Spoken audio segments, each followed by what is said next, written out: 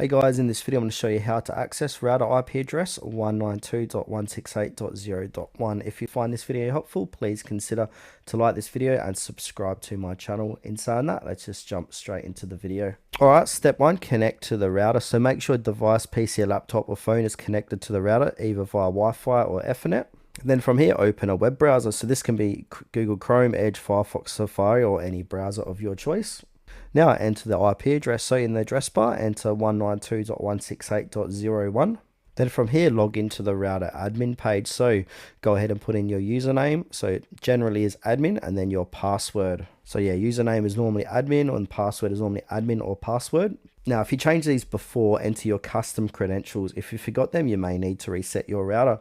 Now, you want to access router settings. So once logged in, you can manage Wi-Fi settings, passwords, parental controls, port forwarding, and more. Now I've got some troubleshooting tips here. So if the page is not loading, check that you enter the IP correctly. Make sure you're connected to the correct network, and also try another browser or restart your device. And if you've forgotten your password, reset the router using the small reset button. So this will be a small button on the back of your router. Hold it for about 10 to 15 seconds using a pin or something similar.